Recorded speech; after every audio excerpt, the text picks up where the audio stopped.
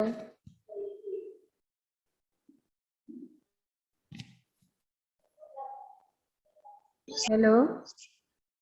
Good morning ma'am. Good morning. Good morning ma'am. Good morning everyone. Good morning. कल समझ आया था, कल जहाँ तक समझाई थी? Yes, ma'am. Okay. Yes ma'am. Now Yes, today we ma'am. will start paragraph 5. Para 5 में बोल रहे हैं, the reason the program has been so successful is because it's impossible to go anywhere near the South Pole and not be affected by it. यहाँ पे बोल रहे हैं, इन लोग का एक प्रोग्राम हुआ था, कल बताई थी ना। इन लोग सब वहाँ पे बहुत सब क्यूरियोसिटी थी सबकी, सब बहुत क्यूरियस थे कि वहाँ पे हमको जाके मतलब काम सीखना है। और बच्चों को बताई थी ना, एक प्रोग्राम हुआ था करके कल, याद आया सबको? Yes, ma'am. तो यहाँ पे बोल रहे हैं, यह कार्यक्रम इसलिए भी इतना सफल रहा क्योंकि दक्षिणी ध्रुव के निकट कहीं भी जाना और इससे बिना प्रभावित हुए रहना एकदम असंभव है। यहाँ पर इसका बोल रहे हैं, दक्षिणी ध्रुव मतलब बोल रहे हैं ये साउथ पोल, साउथ पोल को बोल रहे हैं। वहां से गुजर जाना और उससे आपको इफेक्ट ना हो, ऐसा हो नहीं सकता इसमें। ठीक है, फिर बोल रहे हैं, इसमें बता रहे हैं, it is easy to be blase about polar ice caps melting while sitting in the comfort zone of our respective latitudes and longitudes. Latitudes और लॉन्गिट्यूड्स इसका बता रही हूँ, इसको बोलते हैं हिंदी में अक्षांश, और अक्षांश बोलते हैं और देशांतर रेखा बोलते हैं, लैटिट्यूड और लॉन्गिट्यूड को। तो इसमें बोल रहा है, लैटिट्यूड्स और लॉन्गिट्यूड्स पर आराम से बैठकर हिम शिखरों के पिघलना। हिम शिखर मतलब जो बर्फ जो वहां पे जमा हुआ है ना, उसको पिघलने में,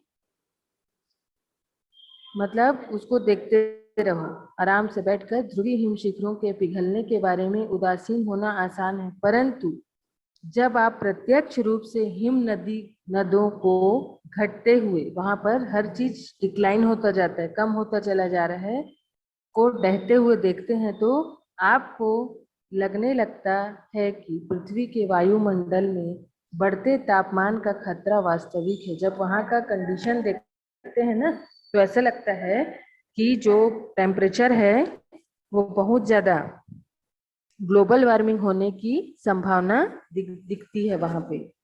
समझ आ रहा है सबको? Yes ma'am. समझ आया सबको? ग्लोबल वार्मिंग होने के चांसेस दिखाई देते हैं वहां पे जो कंडीशन होती है उसको देखकर। यहाँ तक समझ आया सबको?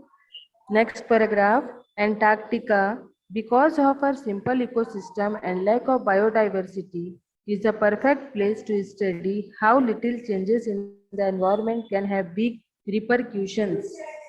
Repercussions मतलब होता है प्रतिक्रिया, मतलब जो वहां पे जो भी प्रोसेस हो रहे हैं, प्रतिक्रियाएं हो रही हैं, उसको बोलते हैं रेपरक्यूशंस। इसका मतलब है एंटार्क्टिका की पारिस्थितिक सरल है, इकोसिस्टम जो है वहां का बहुत इजी है, लेकिन बायोडाइवर्सिटी की वहां पे कमी है।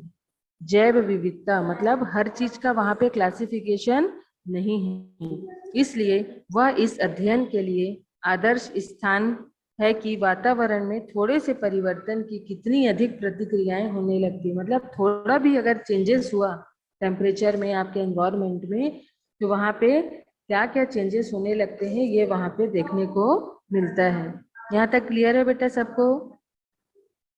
Yes, ma'am. Yes, ma'am. Yes ma'am. Okay, next है आपका,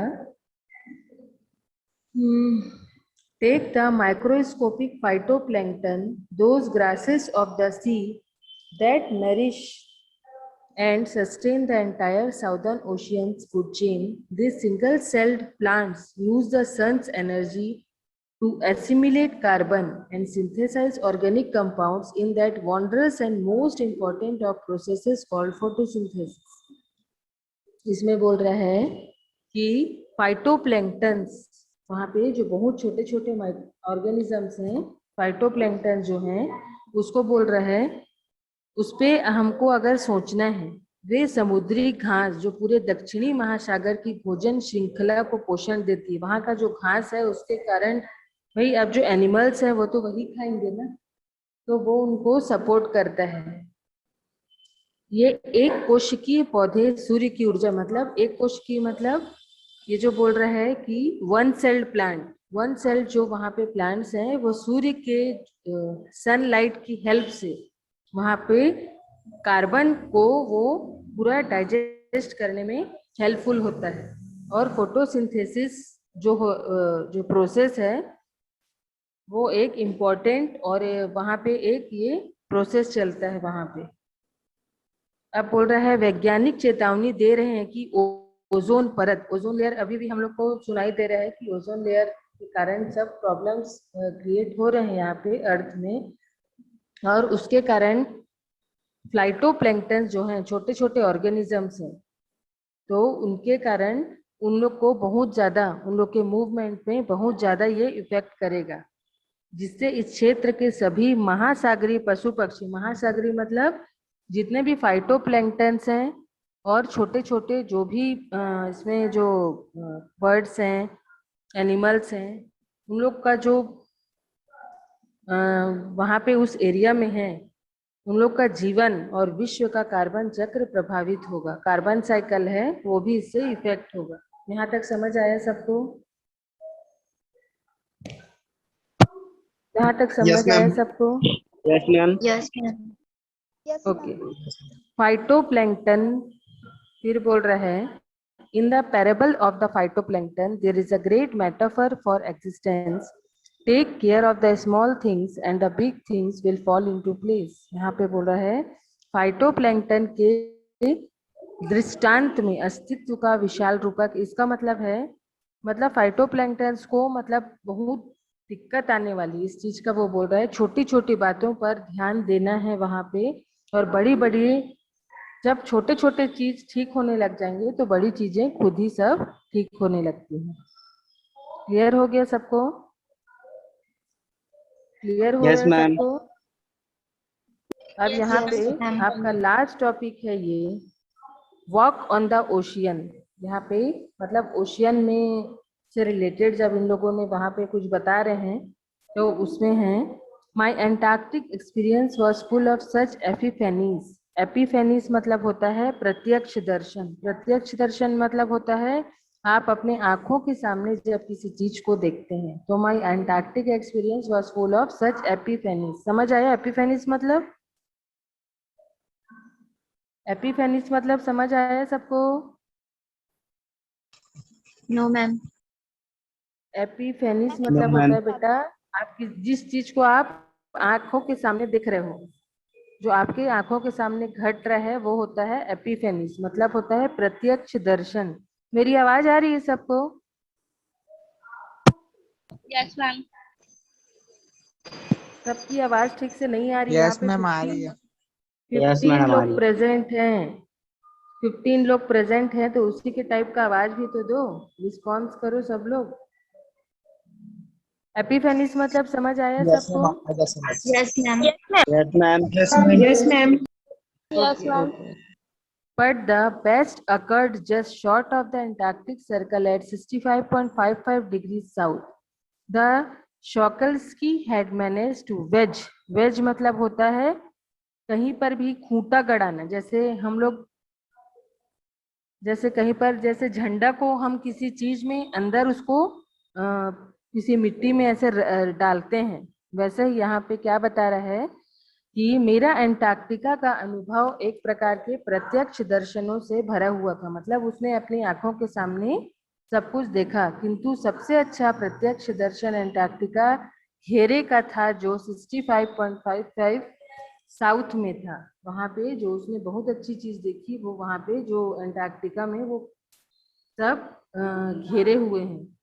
सोल्स्की प्रायद्वीप तथा टेडपोल द्वीप जो हमें आगे जाने से रोक रहा था, ये जो यहाँ पे एक द्वीप है उससे आगे नहीं जाना है, उसके बीच में एक मोटी बर्फ की लेयर वहां पे दिखाई दी उन लोगों को। तो कैप्टन ने फैसला किया कि हम मुड़कर वापस उत्तर की ओर बढ़ेंगे। तो उन लोग सोचते हैं कि हम लोग वापस चले जाएंगे करके दूसरे डायरेक्शन में, उत्तर की ओर। परंतु ऐसा करने से पहले हम सबको पुल से उतरकर महासागर पर चलने का आदेश दिया गया था। तो इन लोग को बोले कि आप लोग ओशियंस पे वहां पे मतलब चल के जाने के लिए, इसलिए वहां हम सभी 52 लोग थे, इन लोग 52 मेंबर्स थे। और वहां पर बहुत ज्यादा मतलब अजीब ही था माहौल। तो वो सबसे बचने के लिए इन्होंने लोग क्या पहना हुआ था, सफेद बर्फ पर इन लोग सब चलने लग गए। और इन लोगों ने सब चश्मे पहने हुए थे जो चारों तरफ एकदम बहुत अनंत व्याप्त दिखाई दे रही थी। अनंत व्याप्त मतलब होता है मतलब चारों तरफ से अजीब सा वहां पे दिख रहा था। हमारे पैरों के नीचे 1 मीटर मोटी बर्फ की परत थी। पैर के नीचे सोचो 1 मीटर का बोल रहे हैं, इतना मोटा लेयर वहां पे बर्फ जमा हुआ था।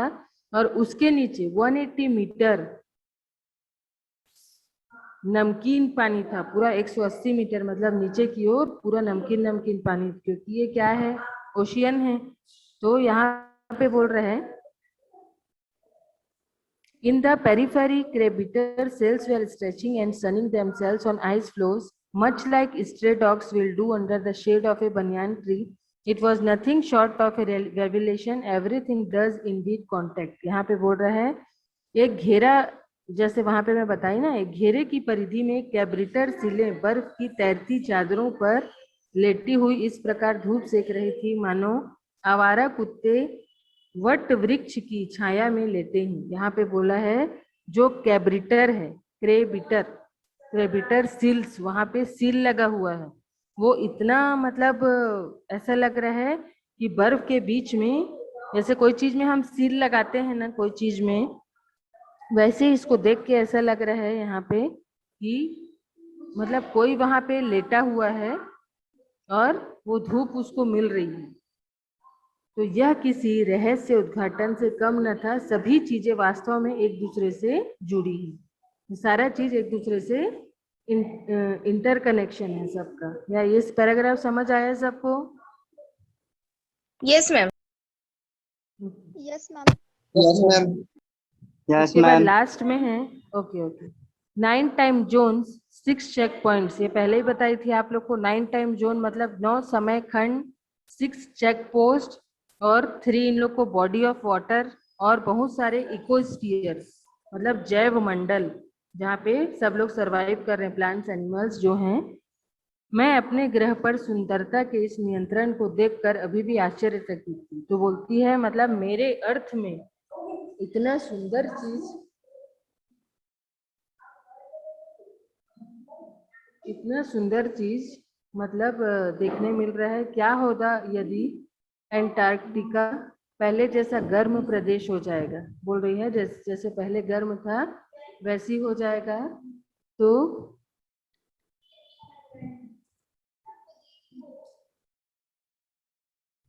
ये हो जाएगा तो क्या होगा। तो क्या हम यह देखने के लिए इसके चारों तरफ होंगे, रहेंगे, या हम उस रास्ते पर जा चुके होंगे जिस पर डायनासोर और हाथी, गेंडे ये सब वहां पर जा चुके हैं।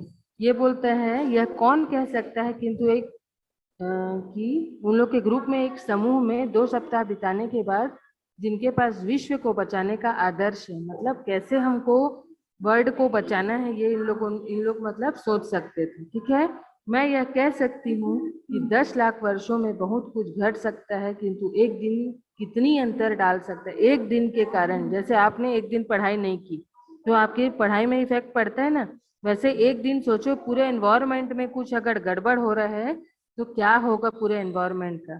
समझ आया बेटा सबको? Yes, ma'am. Yes, ma'am. यहाँ पे Yes, आपका ma'am. यहाँ पे आपका चैप्टर कंप्लीट है। मैं अभी शॉर्ट क्वेश्चन भेज रही हूँ इसका, ठीक है, व्हाट्सएप ग्रुप में नोट कर लेना आप लोग, ठीक। और ऐसे ही अपना Yes, ma'am. अटेंडेंस दीजिए।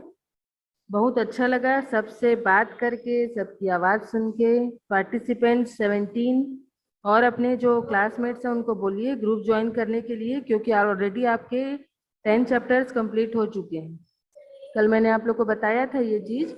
12 chapters are left only out of 22 chapters, so be concentrate on your studies. Okay? Yes, ma'am. चलिए, Yes, मैं क्लास ma'am. लीव कर रही हूँ, ठीक है? क्लास लीव कर रही Thank you, ma'am. हूँ। Okay okay Yes, ma'am. Thank you, ma'am. Okay. Thank you, ma'am.